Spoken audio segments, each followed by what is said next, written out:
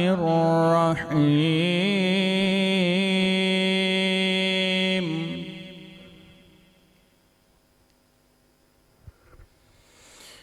والضحى والليل إذا سجى ما ودعك ربك وما قلى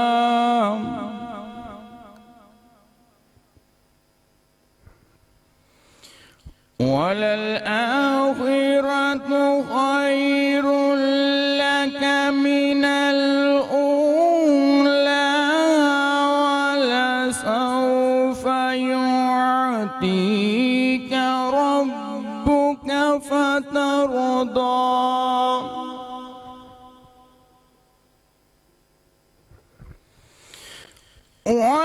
وللآخرة خير لك من الأولى ولسوف يعطيك ربك فترضى ألم يجدك يتيما فآوى ووجدك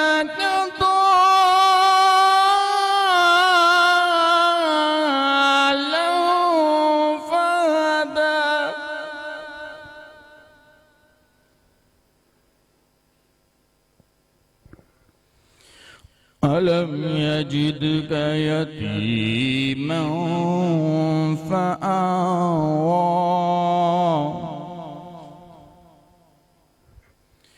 ووجدك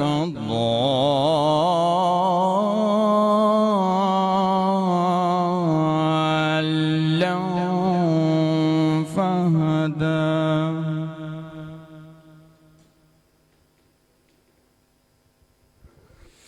ووجدك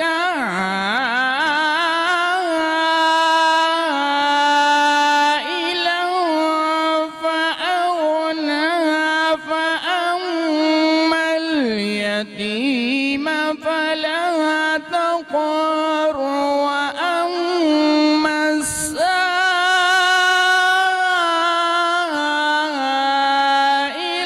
فلا تنهر وأما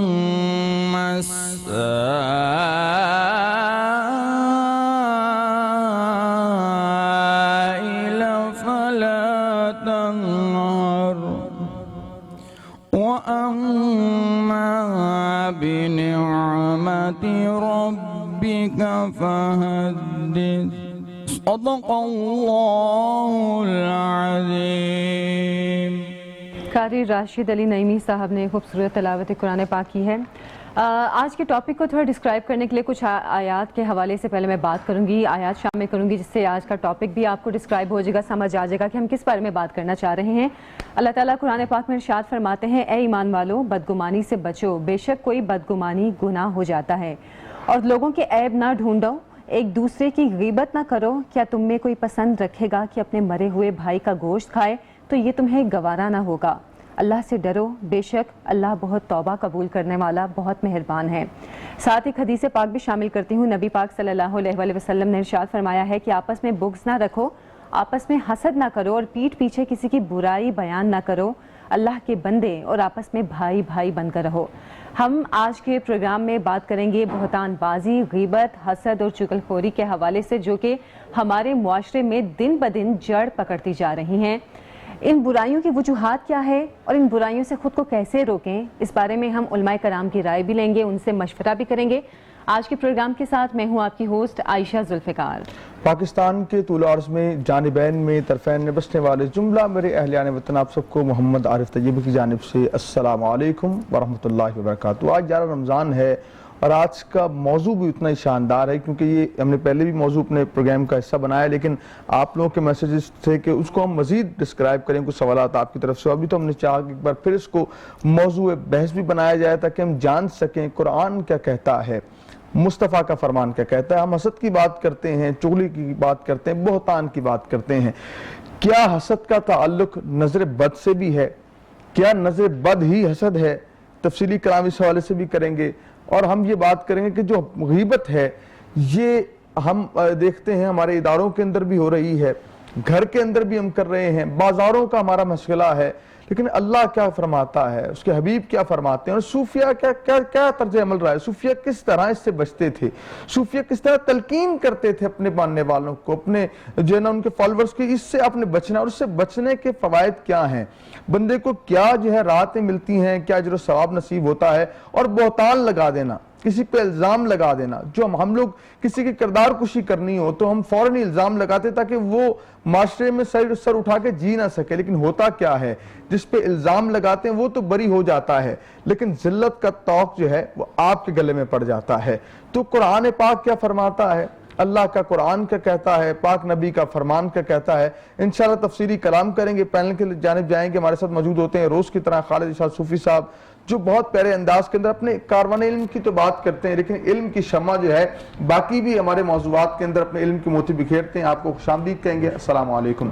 اور ان کے ساتھ حضرت مولانا مبشر رحیمی صاحب تشریف فرما ہیں، خوبصورت انداز، سادگی ان کی شخصیت کا نمایاں پہلو، بڑے پیارے انداز کے اندر یہ گفتگو کرتے ہیں۔ ان سے جانیں گے کہ حسد کے نقصانات کیا ہیں، غیبت ہم کیوں کر رہے ہیں، غیبت ہمیں کس قدر جو ہے رسوا کر رہی ہے، ہم کامیابی ہم سے کیوں دور چلی گئی ہے، وجوہات کیا ہیں۔ آپ کو خوش آمدید کہتے ہیں، آپ کے بھی آنے کا شکریہ۔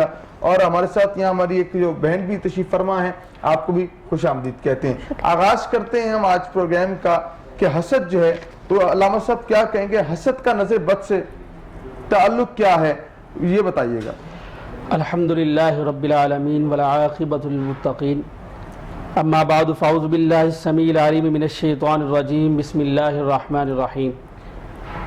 ام یحسدون الناس علی ما آتاهم اللہ من فضلہ، صدق اللہ العظیم وصدق رسولہ النبی الکریم۔ اللہم صلی علی سیدنا و مولانا محمد وعلی آل سیدنا مولانا محمد وبارک وسلم وصلی علیہ۔ سب سے پہلے جی حسد جو ہے، اللہ رب العزت قرآن پاک میں فرماتے ہیں کہ ہم جب لوگوں کو عطا کرتے ہیں تو لوگ اس پر حسد کرتے ہیں، بلکہ شکر ادا نہیں کرتے۔ فرمایا حسد جو ہے، اللہ رب العزت فرماتے ہیں کہ جو انسان حسد کرتا ہے میں اس سے بہت سخت ناراض ہو جاتا ہوں۔ فرمایا کہ حضرت ابو ہریرہ رضی اللہ تعالی عنہ فرماتے ہیں کہ حسد ایسا ہے کہ گناہوں کو کھا لیتا ہے، اور فرمایا کہ حسد کرنے سے ایسے گناہوں کو کھاتا ہے کہ ایسے لکڑی ایندھن کو کھا لیتی ہے، اور فرمایا کہ یہ مال کا ہونا یہ اللہ کی بہت بڑا امر ہے، اگر عہدے کا ہونا یہ بھی اللہ رب العزت کا بہت بڑا عمل ہے، اگر عزت مل جانا یہ بھی اللہ کا عمل ہے، اور اس پر شکر ادا کرنا چاہیے۔ صحابہ اکرام رضوان اللہ تعالی اجمعین تو شکر ادا کرتے تھے۔ اور ایک دفعہ اللہ کے نبی صلی اللہ علیہ وسلم نے یمنی تلوار کو اٹھایا، اٹھانے کے بعد کہا کہ یہ یمنی تلوار لے کر کون اللہ کے راستے میں جہاد کرے گا، تو حضرت عمر رضی اللہ تعالیٰ نے اٹھے۔ تب حضرت عمر رضی اللہ تعالیٰ نے اٹھے، آپ نے فرمایا بیٹھ جائیں۔ پھر اس کے بعد حضرت زبیر رضی اللہ تعالیٰ نے اٹھے، پھر آپ نے فرمایا بیٹھ جائیں۔ پھر اس کے بعد حضرت ابو دجاجہ رضی اللہ تعالیٰ نے اٹھے، آپ نے ان کو تلوار دے دی۔ تلوار دینے کے بعد کب آپ میدان جہاد میں گئے تو پیچھے حضرت عمر رضی اللہ تعالیٰ دیکھنے کے لیے جاتے ہیں کہ اللہ نے ان کو، اللہ کے نبی صلی اللہ علیہ وسلم نے ان کو قبول فرما لیا، کیا وجہ ہے؟ پھر اللہ سے دعا کی، یا اللہ یہ صحابی جو میرے بھائی ہیں ان کو مدد و نصرت فرمانا۔ تو صحابہ تو وہ ہیں، دیکھیں جی حضرت یوسف علیہ السلام یا ان کے ابا جان، ان کے اوپر ظلم ہوا، ان کے بھائیوں نے حسد کی وجہ سے کیا۔ فرمایا کہ جو انسان حسد کرتا ہے اللہ رب العزت اس سے سخت ناراض ہو جاتے ہیں، اور ایک حدیث میں یہ آتا ہے کہ حسد کرنے والے سے اللہ سب کچھ چھین لیتا ہے، دنیا کے اندر بھی اس کو بے سکونی ہو جاتی ہے اور آخرت کے اندر بھی بے سکونی ہو جاتی ہے۔ ایک دفعہ نبی علیہ السلام گھر میں بیٹھے ہوئے ہیں تو آپ نے فرمایا ایک جنتی آنے والا ہے۔ پھر ایک دن گزرا تو صحابہ نے پوچھا کہ یا رسول اللہ صلی اللہ علیہ وسلم ابھی تک نہیں آئے۔ پھر آپ نے دوسری دفعہ پوچھا، پھر تیسری دفعہ پوچھا، پھر حضرت عبد الرحمن بن عوف آئے، آپ نے فرمایا یہ جنتی ہے۔ تو صحابہ نے پوچھا کہ یہ اعمال کیا ہیں؟ آپ 3 دن دیکھے، بس عشاء کی نماز پڑھتے اور سو جاتے، 5 نمازیں پڑھتے تو سو جاتے۔ کب تیسرا وقت گزرا، فرمایا کوئی ایسی خاص چیز تو نہیں دیکھی؟ آپ نے پوچھا کیا آپ کے اندر عمل ہے کہ اللہ کے نبی صلی اللہ علیہ وسلم نے خوشخبری دے دی جنتی ہے؟ فرمایا کہ میں لوگوں کو بھلائی کا ارادہ کرتا ہوں، اور جو بھی لوگ اچھے کام کے لیے نکلتے ہیں تو اس کے لیے میں دعا خیر کرتا ہوں۔ تو اس لیے فرمایا کہ حسد نہیں کرنا چاہیے، حسد بہت بری چیز ہے. تو انسان حسد کرتا ہے اللہ رب العزت اس کو دنیا کے اندر بھی برباد کر دیتے ہیں اور آخرت میں بھی برباد فرما دیتے ہیں. اچھا صوفی صاحب، آپ سے یہ ایک سوال میرے ذہن میں آیا کہ ابھی جیسے مولانا صاحب نے کہا کہ حضرت یوسف علیہ السلام کے بھائیوں نے ان سے حسد کیا جس کی وجہ سے ان کو کنویں میں پھینک دیا. مطلب ہم دیکھتے ہیں حسد کی برائی انبیاء علیہ السلام کے گھروں میں بھی ان کے موجود تھی کہ ان کے بھائیوں نے ان کے ساتھ حسد کی بنا پر ان کو نقصان پہنچانے کی کوشش کی. حسد ہمارے آج کل کے معاشرے میں کافی جڑ پکڑ چکی ہے. مطلب آج کل ہم اپنی اگر آرگنائزیشنز میں دیکھیں تو بہت حسد ہے. ہم اس چیز کو کیسے کم کریں؟ اگر آرگنائزیشن کے معاملے میں دیکھیں کہ ایک ادارہ اس چیز کو کم کرنے کے لیے کیا کر سکتا ہے؟ بہت شکریہ. بسم اللہ الرحمن الرحیم. پہلے تو حضرت یوسف علیہ السلام کا جو واقعہ ہے اس میں ہمارے جو سیکھنے کی بات ہے وہ یہ ہے کہ ان کے بھائیوں نے آپ پر حسد کیا اور آپ کو تکلیف پہنچانے کی کوشش کی، لیکن اللہ نے آپ کو امارت سے نواز دیا، بے شک نبوت سے نواز دیا. تو ہمارے لیے عام لوگوں کے لیے سیکھنے کی بات یہ ہے کہ جب ہم حسد کریں گے تو اللہ دوسرے کو اور نواز دے گا. بے شک، یہ بہت آپ نے اچھی بات کہی ہے. اور ہمیں جو حاصل ہے، میں نے پچھلے پروگرام میں عرض کی تھی آپ کے سامنے کہ ہمیں جو حاصل ہے، حسد کرنے والا اللہ کی جو اپنی عطا اس کو ہوئی ہے اس کو نگلیٹ کرتا ہے، اس سے انحراف کر رہا ہوتا ہے جو اسے اللہ پاک نے ایک صلاحیت دے رکھی ہوتی ہے. اور دوسری بات یہ کہ آپ نے پوچھا کہ آرگنائزیشنز میں کس طرح بیہیویئر ٹھیک ہو سکتا ہے. ماڈرن مینجمنٹ سائنسز میں انسٹیٹیوشنل ایک بیہیویئر ایک باقاعدہ سبجیکٹ ہے.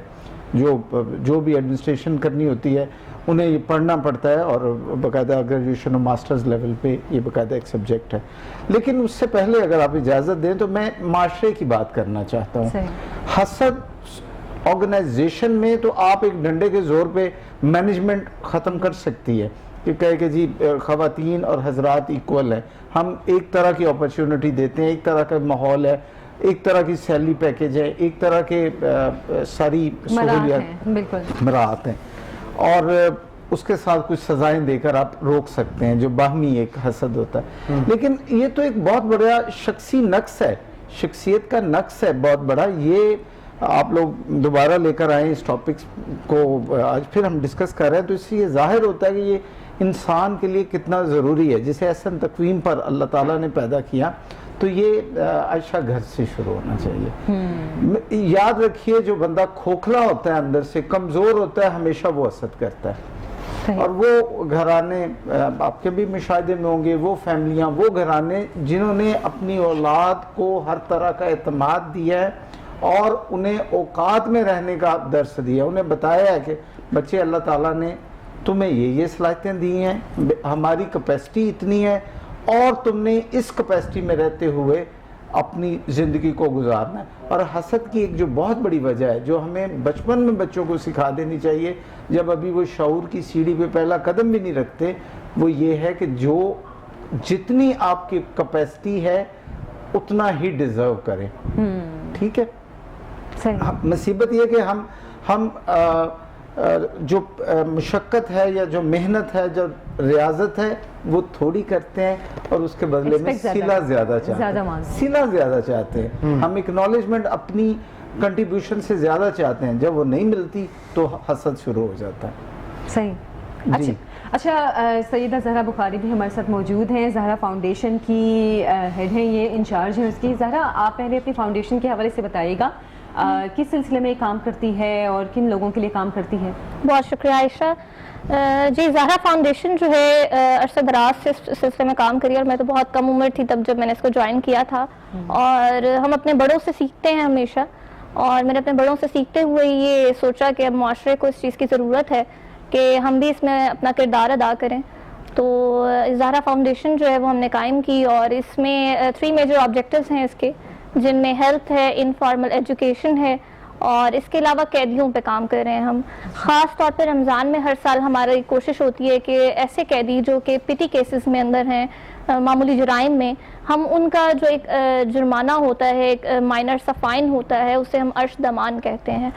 تو ہماری کوشش ہوتی ہے کہ ہم وہ عرش دمان پے کر کے ان کا وہ فائن جو ہے وہ پے کر کے ان کو ریلیز کروا لیں. ایڈوکیٹ بھی ہیں ان کی طرف سے؟ بالکل بالکل, ہم ان کو لیگل ایڈ بھی پرووائڈ کرتے ہیں, اور اس کے علاوہ ہم ان کا وہ فائن بھی پے کر کے ان کو ریلیز کرواتے ہیں.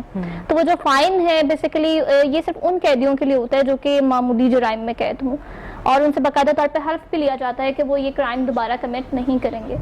تو یہ تمام سلسلہ جو ہے وہ ہم کرتے ہیں. کوشش یہ ہوتی ہے ہماری کہ ہم ان قیدیوں کے لیے کام کریں. صحیح, خوبصورت بات کر رہی ہیں, لیکن آج ہمارا موضوع بہت ضرورت وقت ہے.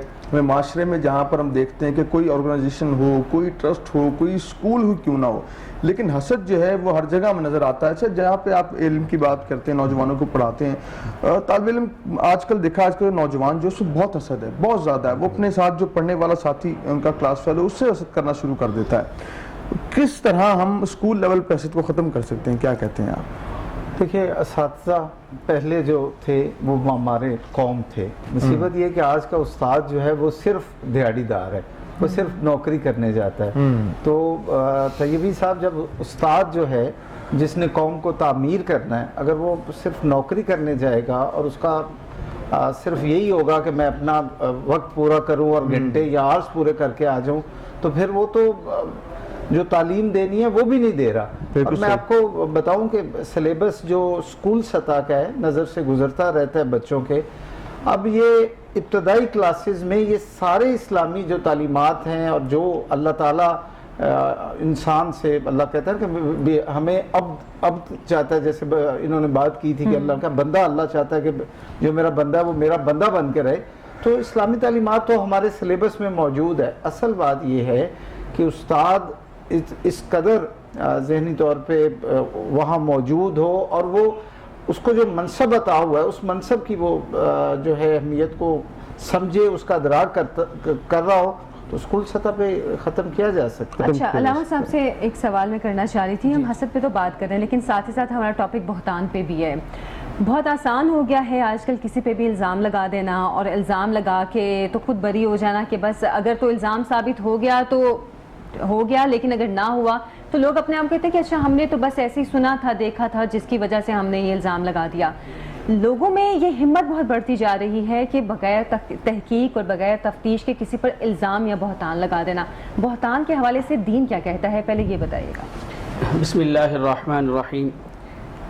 اللہ کے نبی صلی اللہ علیہ وسلم نے فرمایا, کسی سے برائی دیکھو تو اس سے نفرت نہ کرو, اور کسی سے اچھائی دیکھو تو اس سے حسد نہ کرو. اور فرمایا کہ جو کسی پہ بہتان لگاتا ہے, دیکھیں قرآن خود فرماتا ہے کہ بہتان لگانے والا بہت سخت کبیرہ گناہ میں شامل ہو جاتا ہے. اور فرمایا کہ ایک نیک شخص ہے. دیکھیں حضرت عائشہ رضی اللہ تعالیٰ, ہماری جو ماں ہیں, اللہ رب العزت نے قرآن کی آیات نازل فرما دی. بہتان کا کتنا بڑا کبیرہ گناہوں میں سے ایک گناہ ہے.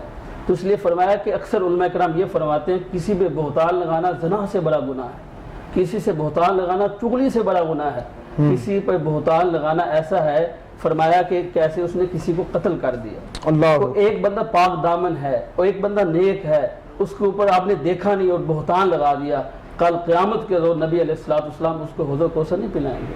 نبی علیہ السلام کے صحابہ اکرام رضوان اللہ تعالیٰ اجمعین کے سامنے کیسے پیش ہوگا, اللہ کے عرش کے نیچے کیسے پیش ہوگا. اللہ کا محبوب ترین وہ شخص ہے جو کسی کے اوپر اچھائی بیان کرے, حتیٰ کہ برائی ہو بھی جائے. ایک حدیث ہے نبی علیہ السلام کے صحابہ اکرام رضوان اللہ تعالیٰ اجمعین کے بارے میں, فرمایا کہ ایک شخص گناہ کے اندر مبتلا تھا, لوگ دیکھ رہے تھے, برا برا کہہ رہے تھے, تو آپ نے کہا اس کو برا نہ کہو, برا نہ کہو. فرمایا کیوں نہ کہیں, اس لیے فرمایا کہ آپ اس سے بھی زیادہ شاید گناہ گار ہو.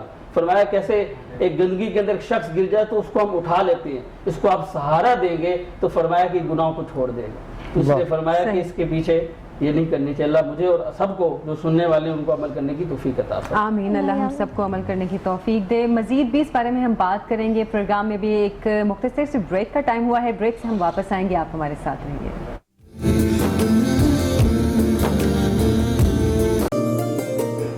ब्रेक के बाद आपको खुश आमदीद कहते हैं। टॉपिक आपको पता है, हम आज बात कर रहे हैं गीबत, झूठ और बहतान के हवाले से। इस पे भी बात करेंगे। अभी हमें ज्वाइन किया है उमर सिद्दीकी साहब ने, पाकिस्तान तहरीक इंसाफ से इनका ताल्लुक है और तर्जुमान वजारत इंसानी हुकूक पंजाब हैं। आपको खुश आमदीद जी। साथ आज का मौजूद हमारा जो है, अगर हम सोशल मीडिया की बात करें आज के टॉपिक के हवाले से, तो हम देखते हैं खालिद भाई के एक पोस्ट लगती है कि जी रमज़ान की पहले जो मुबारकबाद देगा वो जन्नती हो जाएगा। ये अल्लामा सबसे भी मैं सवाल करूंगा, तो ये झूठ में भी आ गया, ठीक है। तो उस हवाले से हम देखते हैं, और अगर किसी फाउंडेशन की बात कर लें तो उनके हवाले से झूठ कोई ना कोई लगा के मतलब सोशल मीडिया पर डाल देता है। तो ये एक आंसर जो झूठ का, किसी पे इल्ज़ाम लगा देना, फेक न्यूज़ चला देनी, बहतान लगा देना किसी पे, ये किस हद तक जो है ना हमारे राइज हो गया, हम कैसे जान छुड़ा सकते हैं इन चीज़ों से? अच्छा, सोशल मीडिया और ख़ुसूसन सेल फ़ोन जो है, स्मार्टफोन की बात कर रहा हूँ मैं, ये कितना ख़तरनाक है। जो भी साहिब इल्म हैं या बाशऊर लोग हैं वो इस्तेमाल ही नहीं कर रहे हैं। आपको हैरत होगी कि अभी हमारे डॉक्टर इजाज़ हसन कुरैशी साहब अल्लाह को प्यारे हुए अलीग थे, अलीगढ़ के पढ़े हुए थे, तो सारी ज़िंदगी उन्होंने फ़ोन इस्तेमाल नहीं किया। अच्छा। मोबाइल फ़ोन ख़ास तौर पे इस्तेमाल नहीं किया, और उसके पीछे वही हिकमत होती थी कि उनके बच्चे थे, ज़्यादा थे, पोते पोतियाँ थे। तो मैं हल्की फुल्की मिसाल से आपकी बात को आगे लेके बढ़ा, तो कहा नहीं यार, उसकी सुनूंगा, उसकी होगी कुछ वो जो झूठ बोलेगा, किसी और की तरफ बात आगे लेके जाऊंगा, तो ये मुबालगा है, इससे सही बढ़ता है। अच्छा, हाँ, अच्छा। अब दूसरी बात जो आप कह रहे हैं कि ये स्मार्टफोन के हवाले से, तो मैं एक पाकिस्तान के नामवर फोक गाय के अगले दिन उनसे मुलाकात हुई, तो मैंने कहा आपका नंबर दें ज़रा मुझे। कहते हैं वही है। तो मैंने कहा व्हाट्सएप है? कहते हैं नहीं है। मैं कहा क्यों? कहते हैं कि ये उनका इस्तदलाल है ना, मैं एक पहलू है उनका इस्तदलाल ये था कि ये सीधा जहन्नम में लेके जाएगा। अच्छा। मैंने कहा क्या हुआ? मारूफ नाम है, सही। पाकिस्तान के मारूफ नाम है, नाम उनका मैं राज में रखता हूँ, लेकिन दानिश में आपसे शेयर करता हूँ कि उनका विजडम क्या था इस बात में। कहते हैं कि हमारी इंडस्ट्री है शोबिज़ की, तो सारा दिन यही होना है कि मुझे इस तरह के कोई क्लिप्स भेजेगा, कोई बात करेगा, देखो यही है, वही गीबत वाली बात आ जाएगी कि गीबत करेंगे, और मैं भी हसद में उससे मुब्तला होऊंगा। अच्छा, उसको इतना फेम मिल गया, और अगर किसी की कोई गलती है तो वो कहता है कहने लगे हमारी फिल्म में तो ये बहुत है यार, वो उस शो में गया बिल्कुल रह गया, उसको वहाँ वो प्रोटोकॉल ही नहीं मिला, उसको वहाँ ये हो गया। तो ये जो कम्युनिकेशन का, अच्छा, हमें ना मसला हमारा ये भी है कि हमें अपनी जात का नहीं पता हम कहाँ खड़े। जी हाँ, ये जरूर पता करना है कि अगला कहाँ पे खड़ा, उसकी टो लगाना जो है ना, इस्लाम ने सिर्फ टो लगाने से मना किया। अच्छा, तो दूसरी बात जो आपने कही कि ये इससे झूठ कितना फैलता है, आसान हो गया है। आज ही की मैं आपको बताता हूँ कि आज ही पाकिस्तान के एक इंतहाई बड़े जर्नलिस्ट हैं, मैं उन्हीं मेरे इदारे से वाबस्ता हैं कि अभी उनका भी नाम नहीं लेता, तो मुझे 2 मिनट पहले स्टूडियो में पाकिस्तान के एक नामवर कॉलमिस्ट ने कहा कि अभी मैसेज मैंने इधर आके सुना कि खालिद भाई उनके बारे में खबर है कि उनका इंतकाल हो गया। तो मैं ऑफिस कुछ लोगों को तस्दीक करके आया था कि नहीं हुआ, ये जो आपने बात की है। जी। पाकिस्तान के इंतहाई मारूफ बुजुर्ग जर्नलिस्ट हैं, उनके बारे में आज अफवाह पिछले घंटा पहले ये वाली बात थी कि जी वो फौत हो गए और वो सेहतमंद है। तो फिर 2-4 बड़े जर्नलिस्टों को करना पड़ा, मुझसे भी रब्ता किया। तो ये वाली बात जो आप कह रहे हैं कि झूठ फैलता कैसे। अच्छा, एक और मोबाइल फ़ोन का, सेल फोन का एक स्यापा एक और आ गया हमारे यहाँ कि बहतान बहुत ज़्यादा इससे हुआ है। सोशल मीडिया पे बहतान वाली बात हमें पुरजोर तरीके से करनी चाहिए, बार बार करनी चाहिए, और माज़रत के साथ कि हमारे यहाँ जो पॉलिटिकल एक्टिविटीज़ हैं उसमें भी अनफॉर्चुनेटली, मैं किसी एक गिरोह की बात नहीं कर रहा, हम दूसरे की शख्सी जो खामियां वो खुद से क्रिएट करके सोशल मीडिया पे डाल देते हैं। अच्छा, ये सवाल तो वैसे उमर सिद्दीकी साहब से होना चाहिए। अच्छा, मैं बता रहा हूँ कि एक साहब थे सऊदी अरेबिया में हैं, एक जमात के बड़े पढ़ा लिखा नौजवान, सॉफ्टवेयर इंजीनियर, आयशा, और माशाल्लाह बारिश भी, शक्ल से बड़ा साफ डिसेंट दिखाई देता है। अब उसने एक जमात की मोहतरमा है, उनके खिलाफ जो जुबान ज़दे आम बातें वो उन्होंने करना शुरू कर दी अपने वॉल पे। एक दिन उन्होंने मेरी वॉल पे भी आके किया, मेरा दिल बड़ा ख़राब हुआ। मैंने एक और पढ़े लिखे दोस्त से, साहिब इल्म से पूछा, एक आलिम दीन से पूछा, मैं कहा ये साहब जो है मेरे साथ वाबस्ता हैं इसमें फेसबुक पे, और मैं आज उन्होंने मेरी वॉल पे भी आके वही एक जुबान ज़दे आम बात है जिसकी कोई हकीकत नहीं है, उन्होंने दोहरा दी है। تو آگے سے جو مجھے جواب آیا وہ میں آپ سے شیئر کرنا چاہتا ہوں. کہتے ہیں کہ یہ بہتان ہے, اور بہتان کیا, اس کو تو ثواب ملنا ہے جس پر آپ نے زیادتی کی, اس پر تو اللہ کرم کر دیتا ہے نا, کسی کی آپ عزت اچھالتے ہیں تو, لیکن اس کا گناہ اس کو ہے. اور معافی تب تک نہیں ہے, علامہ صاحب ہو سکتا ہے میری بات کو سیکنڈ کریں گے, خدا صاحب علم ہے, کہ جب تک جس پر بہتان لگایا جائے وہ معاف نہ کرتے, بالکل صحیح, اور تب تک یہ گناہ, اور گناہ کبیرہ میں سے ہے. تو یہ سوشل میڈیا کی آپ نے بات کی, میں چاہوں گا عمر بھائی کی طرف جاؤں, ان سے بھی پوچھوں کہ آپ ماشاءاللہ پی ٹی آئی کو پریزنٹ بھی کرتے ہیں. سوشل میڈیا کے اوپر خاص طور پہ پی ٹی آئی کو ہم کہتے ہیں سوشل میڈیا کی تحریک ہے, جماعت ہے, کیونکہ انہوں نے سارا سوشل میڈیا کا لیا ہے. ٹھیک ہے, ہم دیکھتے ہیں کئی چیزیں جو آپ کی جماعت نے نئی کوئی پروجیکٹس کیے, لیکن وہ سوشل میڈیا کے اوپر آپ لوگوں کے نام پہ لگ کے فیک جو ہے نا وہ پوسٹیں کریٹ ہو کے لگ رہی ہوتی ہیں, یا شاید کوئی ایک ٹیم رکھی ہوئی جو لگا رہی. تو یہ سوشل میڈیا پہ جھوٹ کا ایک جو طوفان بدتمیزی شروع ہو گیا ہے, اس کو آپ کس طرح دیکھتے ہیں؟ دیکھیں, یہ بیسیکلی اس کے اندر ایک پوری تحقیق کی گئی تھی کہ یہ کس طرف سے ہو رہا ہے یہ سارا کچھ. تو یہ اپوزیشن کی طرف سے سوشل میڈیا کی ٹیمز بنائی گئیں, ان کو پے کیا جاتا ہے. پیپلز پارٹی نے بھی یہ کام شروع کیا, نون لیگ نے بھی یہ کام شروع کیا کہ اس میں انہوں نے عمران خان صاحب کے, وزیر اعظم صاحب کے کچھ کلپس کو ایڈٹ کیا, اور ان کے آڈیو کو ایڈٹ کر کر کچھ اور شو کیا, جیسے کہنا وہ کچھ اور چاہ رہے ہیں اور کہا کچھ اور گیا ہے.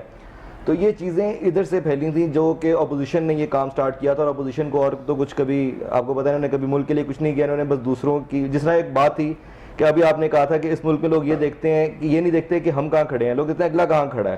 تو عمران خان کو کیچ کرنا ان کے بس کی تو بات ہے نہیں کسی کے. تو وہ فائنلی اینڈ پہ یہی بات آ جاتی ہے کہ چلو یار اس طرح سے اس کو تھوڑا سا ہم ڈی مورلائز کر دیں گے, اس کو ڈی فیم کرنے کی کوشش کر دیتے ہیں. لیکن بات پھر وہی ہے کہ یہ جھوٹ کے پاؤں کوئی نہیں ہوتے. آپ کتنی دیر تک ان چیزوں کو لے کر چلیں گے؟ کچھ عرصے بعد نظر آ رہا ہوتا ہے کہ سب کچھ جھوٹ کا ایک پلندہ تھا. تو سوشل میڈیا کو غلط طریقے سے یوز کیا جا رہا ہے, یہ بالکل صحیح بات انہوں نے کی ہے. اچھا عمر صاحب, آپ نے کہا کہ سوشل میڈیا کو غلط یوز کیا جا رہا ہے, تو یہ حکومت کی ذمہ داری نہیں, کیونکہ دیکھیں ہم بات کر رہے ہیں جھوٹ کی, بہتان کی. جو زیادہ طوفان ان چیزوں کا آیا ہے وہ سوشل میڈیا کے ذریعے آیا ہے. ایک سیاسی جماعت کے جو ورکرز ہیں وہ دوسرے پہ الزام اور بہتان کر رہے ہیں, جھوٹ باندھ رہے ہیں, جیسے کہ آپ نے بھی بات کی کہ عمران خان صاحب کے حوالے سے کی. یہ کس کی ذمہ داری ہے ان چیزوں کو روکے, سوشل میڈیا کو کنٹرول کرے, تاکہ لوگوں میں جو یہ چیز عام ہوتی جا رہی ہے, ایک دوسرے پہ بہتان لگانا, جھوٹ لگانا اور اس طرح کی چیزیں ایڈٹ کر کے لگانا, ان چیزوں کو کوئی کنٹرول تو کرنے والا ہو نا. یہ بہت نا اصل میں پرانی ایک ریت چلی آ رہی ہے اس ملک کے اندر, میں دیکھتا ہوں, اور یہ ہمارے برِ صغیر کے اندر بڑا یہ دیکھے جانے والی چیز ہے کہ یہاں پر یہ کام ہوتا ہے. اور اس کو ایک چیز ہمیں ماننی پڑے گی کہ کسی بھی حکومت نے, چاہے وہ ہماری ہو یا چاہے وہ پچھلی حکومتیں ہوں, اتنا سیریسلی نہیں دیکھا. اس معاملے کو دیکھنا چاہیے یہ ایک, لیکن اب آپ کو تھوڑا بہت یہ ماننا پڑے گا کہ دیکھیں لاسٹ ایئر سے کافی زیادہ امپلیمنٹیشنز کی گئی ہیں جس میں سزائیں دی گئی ہیں لوگوں کو, اور سزائیں منتخب کر دی گئی ہیں کہ اس جھوٹ کی, اس بہتان کے اوپر یہ سزا ہے, اس طرح کے بہتان کے اوپر یہ سزا, اور اس کے بعد سے پرچے ہو رہے ہیں. تو یہ بھی اللہ کا شکر ہے کہ میں کہتا ہوں پاکستان تحریک انصاف کی حکومت میں ہی ہوا ہے. اچھا ایک بات آپ کی یہاں پہ میں کاٹ کے آپ سے ایک سوال پوچھنا چاہ رہی ہوں کہ کیا یہ ضروری ہو گیا ہے کہ سوشل میڈیا کو دین کی سزاؤں سے جوڑا جائے, جو مذہب سزائیں دیتا ہے ان چیزوں پہ اس کے ساتھ جوڑا جائے؟ دیکھیں, جو مذہب سزائیں دیتا ہے وہ سزائیں تو مسٹ ہیں, ٹھیک ہے. اگر ایک بات کرتا ہوں کہ چوری کے بدلے ہاتھ کاٹنا ہے تو وہ ہے, وہ ہمارے دین کا حصہ ہے. وہی جیسے بہتان بازی یا جھوٹ, تو بہتان بازی کے اندر بھی جو سزا دین نے سجیسٹ کر دی ہے سزا وہی ہونی چاہیے. بیکاز دیکھیں قرآن پاک میں ہر چیز ڈیفائنڈ ہے, اور قرآن پاک الحمدللہ ہر دور کے لیے بھیجا گیا ہے. صرف ایک صدی کے لیے نہیں تھا یا ایک ٹینیور کے لیے نہیں تھا, وہ ہر دور کے لیے ایک مشعل راہ ہے. تو اس میں سب کچھ ڈیفائنڈ ہے, تو ہر چیز ہمیں وہاں سے مل جاتی ہے کہ کس نے کیا گناہ کیا تو اس کی سزا کیا ہونی چاہیے. صحیح. تو ہمیں یہ نہیں سوچنا چاہیے کہ سوشل میڈیا کے پوائنٹ آف ویو سے بھی وہی سزا امپلیمنٹ ہو سکتی ہے کہ نہیں, وہ ہو سکتی ہے. اچھا زہرا, آپ سے ایک سوال ہے یہاں پہ. آپ کی آرگنائزیشن کام کر رہی ہے جو قیدیوں کے لیے. جب کرونا کا یہ شروع ہوا ہے, کووڈ-19 کا, اس دوران آپ کی آرگنائزیشن کو کتنی مشکلات پیش آئیں ان قیدیوں کی مدد میں, کیونکہ عدالتیں بھی بیچ میں کچھ عرصہ بند بھی رہیں اور وہ ٹائمنگز بھی کم ہو گئی. اس حوالے سے ذرا بتائیے گا. کرونا جو ہے وہ دنیا بھر کے لیے ایک بہت بڑا چیلنج بن کے سامنے آیا, اور اس میں بہت سے لوگ جو ہیں وہ ایک دوسرے کے قریب بھی ہوئے, بہت سے لوگ جو ہیں وہ دوریاں بھی آئیں ان میں, کیونکہ جب ایک ساتھ ایک چھت کے نیچے لوگوں کو رہنا پڑا, اور لوگوں نے وہ کچھ بھی دیکھا, یعنی وہ کچھ بھی ریئلائز کیا جو وہ پہلے ایک دوسرے کے بارے میں نہیں جانتے تھے. کیونکہ اس دوران ہم نے دیکھا کہ طلاق کی ریشو بھی بڑی, کیونکہ میاں بیوی میں جو ہے وہ سلوک نہیں تھا پہلے, وہ ایک دوسرے کو وقت نہیں دیتے تھے, وہ ایک دوسرے سے اس طرح سے جانتے نہیں تھے. تو جب بیٹھنے اکٹھے چھت کے نیچے بیٹھے تو ان کو محسوس ہوا, یعنی اور پہلے تو خیر میمز بھی اس پہ بنتی رہی اور بہت مذاق بھی ہوتا رہا, یہ والے معاملات بھی سامنے بہت معاملات, طلاق کی ریشو بہت خطرناک حد تک بڑھ گئی تھی اس دوران. تو یہ معاملات بھی تھے, اور اس کے علاوہ کرونا میں جو ہماری این جی او کو چیلنجز تھے وہ سب سے بڑے تو یہ تھے کہ ہماری اپنی جان کے, ہمارے جو والنٹیئرز تھے, لیکن پھر بھی کیونکہ اس وقت ہمارے ملک و قوم کو سب سے زیادہ ضرورت ہماری این جی اوز کی ہی تھی, تو یہ ہمارا فرض تھا کہ ہم ملک کے ہر کونے میں جا جا کے ان لوگوں کی مدد کریں. اس سلسلے میں ہماری وزیر انسانی حقوق جو ہیں ان کے ساتھ بھی کافی کوارڈینیشن رہی, بلکہ عمر صدیقی صاحب نے بھی ہمیں بہت ہیلپ آؤٹ کیا اس میں, اور ہماری ان کے ساتھ پراپر ایک کوارڈینیشن تھی جس میں انہوں نے ہمارے ساتھ قیدیوں کے لیے جو ہے وہ ان کے حقوق کے لیے جو ہے وہ بہت کام کیا. اور اس میں یہ تھا کہ جو فائن جو عرش تمان کے بارے میں نے پہلے بھی جس طرح کے ذکر کیا, یہ عرش تمان ایسا ہے کہ جی اس میں بہت سے ایسے قیدی ہیں جن کا صرف 3000 ہے, 3000 یا 5000, بہت مائنر سا ہے, لیکن وہ اس کی وہ پے نہیں کر سکتے. اس کی وجہ سے وہ سالوں جیل میں جو ہے وہ قید کاٹتے رہتے ہیں. تو اس میں ہم سب کو جو ہے خاص طور پہ صاحب استطاعت لوگ جو ہیں ان کو چاہیے کہ اپنا کردار ادا کریں, کیونکہ معاشرے کی تشکیل جو ہے ایسے لوگوں سے ہی ہو سکتی ہے کہ جو کہ اپنی ذمہ داریوں کا احساس کریں, اور احساس ہی بیسیکلی ایک بنیادی چیز ہے. تو ہم نے اس سلسلے میں یہ ہے کہ راشن کی تقسیم کی, اور ہم نے ہیلتھ کے حوالے سے یہ ہے کہ لوگوں کے جتنا ہم کر سکتے تھے آکسی میٹرز دیے, ہم نے لوگوں کو آکسیجن سلنڈرز پرووائڈ کیے. اس کے علاوہ جو قیدی ہیں ان کے لیے ہم نے یہی کوشش کی کہ اس سچویشن میں وہ جو ہے اپنے گھر والوں کے ساتھ ہوں. تو یہ جو معمولی جرائم کے, میں پھر کہوں گی کہ وہ قیدی جو کہ صرف معمولی جرائم میں ہوں, ہم صرف ان کا ساتھ دیتے ہیں اور ان کو یہ کرتے ہیں کہ وہ پراپر طور پہ کمٹ کریں کہ اور ہمارے ساتھ ڈیسائیڈ کریں کہ وہ دوبارہ ایسا نہیں کریں گے. صحیح, خوبصورت بات ہے. اور یہ فاؤنڈیشنز وہ ہیں جو کام کر رہی ہیں اپنے پاکستانی بھائیوں کے لیے, اور ایسی بے شمار فاؤنڈیشنز ہیں. الخدمت کی بات کی جائے, میں رحمان فاؤنڈیشن کی بات کروں, سندس کی بات کروں, نور تھیلیسیمیا کی بات کروں, تو یہ فاؤنڈیشن, کارواں علم کی بات کروں, یہ فاؤنڈیشنز ہیں جو کام کر رہی ہیں. آپ ان کا ساتھ بھی دیں تاکہ یہ اپنے کارواں کو یوں ہی جاری و ساری رکھیں. آج کا ہمارا موضوع ہے جھوٹ, بہتان, حسد اور چغلی. غیبت کیا ہے؟ یہ معاشرتی برائیاں ہیں, اگر ہم اس سے دور ہو جائیں تو یقیناً کامیابی ہمارا مقدر ہو جائے گا. جی خالد بھائی, اس حوالے سے آپ بتائیے گا ہمیں کہ جو ایک بہتان کسی پہ لگا دیتے ہیں آپ, جب بات جس طرح شائشہ نے بھی کہا کہ سوشل میڈیا کی جو ایک بہتان بازی بڑھتی جا رہی تیزی کے ساتھ, ہم کہتے ہیں کہ کسی کو فیم ملا ہے ساتھ ہی اس کا سکینڈل سامنے آ جائے گا. وہ فیک ہے یا نہیں وہ تو بات کی بات ہے, لیکن ایک بار اس کی کردار کشی تو ہو گئی. ٹھیک ہے, اس حوالے سے آپ کیا کہتے ہیں؟ اس حوالے سے وہی ہے جیسے آج ہم بات کر رہے ہیں, یہ باتیں جو آج کی گفتگو کا حاصل ہے. پہلی بات تو یہ کہ والدین کو اس سے سیکھنا چاہیے. ہمارے آج کے پلیٹ فارم پہ جو باتیں ہو رہی ہیں یا دیگر پلیٹ فارم سے جو بھی باتیں پیرنٹس تک آتی, وہ اپنے بچوں کو اور خصوصاً نوجوانوں کو روکیں. اچھا عارف صاحب, سب سے بڑی جو ظلم ہماری یوتھ کے ساتھ ہو رہا ہے وہ یہ ہے کہ یوتھ میں ایک بہت ساری انرجی ہوتی ہے, کچھ کرنے کے لیے ایک جوش ہوتا ہے, ایک جذبہ ہوتا ہے. اب مصیبت یہ ہے کہ کوئی سمت ہم نہیں دے پا رہے, اوور آل سوسائٹی یوتھ کو کوئی سمت نہیں دے رہی. تو وہ پھر کیا کرتی ہے, وہ وہی کرتی ہے جیسے آپ دیکھتے ہیں کہ نوجوان جو تھوڑے سے کھیلوں کی طرف ہیں تو وہ ایسے خطرناک کھیلوں میں, ون ویلنگ میں ہیں, یا سپیڈ سے گاڑیاں چلانا, یا خطرناک جو ہے کرتب کرنا. اسی طرح جن کے ہاتھ میں سیل فون آیا ہوا ہے, بات وہی ہے کہ وہ اپنی شخصیت کا صرف اظہار کرنا چاہتے ہیں. اب وہ اظہار کیسے ہو سکتا ہے؟ ایک یہ کہ ان کی تربیت کی جائے کہ وہ ایک قرینے سے اور ایک خاص سانچے میں ڈل کے اپنے آپ کو منوائیں کسی بھی شعبے میں. دوسرا حل دوسرا جو اس کا سائیڈ سٹوری ہے وہ یہ ہے کہ جب آپ پیرنٹس, سوسائٹی, تعلیمی ادارے, اساتذہ, منٹورز یوتھ کو جس کے پاس کچھ کرنے کی لگن ہے, جذبہ ہے, جوش ہے, انرجی ہے, جب آپ اس کو گائیڈ نہیں کریں گے تو وہ مس گائیڈ ہے. وہ پھر کیا کریں گے؟ وہ پھر سوشل میڈیا, سیل فون ہے, بے تحاشا وقت ہے, اور اس پر وہ دوسروں پہ بہتان ہے, الزام ہے اور وقت کا. اچھا خالد صاحب, کرونا کے دنوں میں بھی کچھ ایسی ہی صورتحال ہوئی ہے کہ جب بچے گھر پہ ہیں ان کے پاس پڑھائی کے لیے بہت اس طرح ٹائم نہیں دے پا رہے, بہت زیادہ مطلب ان کے پاس ٹائم ہے, تو وہ اس سلسلے میں کیا کر رہے ہیں, سوشل میڈیا کا استعمال کر رہے ہیں. اور میرا خیال ہے پچھلے 1 سال میں جتنا بچوں نے سوشل میڈیا یوز کیا ہے شاید اس سے پہلے کبھی بھی نہیں کیا ہو. اور حیرت انگیز بات یہ ہے کہ جو کووڈ-19 کے دنوں میں لیپ ٹاپس کے ریٹ بڑھ گئے, ٹیب کے ریٹس بڑھے, اسی وجہ سے کہ ایک تو گھروں کے آن لائن جو ایجوکیشن ہے اس کے سہارے جو ہے نا یہ فروغ ملا ہے اس چیز کو, یہ بھی جو ہے نا کسی سے چھپی ٹکی بات نہیں ہے. بہت اچھا, میں اس میں تھوڑی ایڈیشن کرنا چاہتا ہوں. خالد صاحب نے بڑی اچھی بات کہی کہ ایک سمت دینی چاہیے. سمت نہیں ہوگی تو پھر سوشل میڈیا کا اسی طرح سے استعمال بڑھتا رہے گا. میں کئی ایسے لوگوں کو جانتا ہوں جن کے گھروں کے اندر ان کی فیملیز ان کو باقاعدہ طریقے سے, ان کو بچپن سے میں دیکھ رہا ہوں کہ گرومڈ اپ کرتے آ رہے ہیں ان کو کہ کس طرح سے تم لوگوں نے اپنی لائف کو گزارنا ہے, آگے کیا کس طرح سے لے کر چلنا ہے. لیکن ان کی اپنی سمجھنے کے شوق ہے یا ان کی اپنی خواہش ہے کہ سوشل میڈیا میں وہ لوگ خود انگیج ہوئے. جیسے کہ آپ کے سامنے اب آج کل ایک میں ذکر کر لیتا ہوں, ایک گیم ہے پب جی. جی جی بالکل. اور میں ہمارا ایک کارکن ہے, وہ بہت بڑا, وہ بلکہ ان کی فیلڈ کا ہے, ایڈوکیٹ ہے ہائی کورٹ کا, موئز نام ہے اس کا. تو وہ اس کے پوری فیملی کو میں جانتا ہوں, وہ بہت ڈیسنٹ اور بہت ہی ڈیسنٹ فیملی ہے.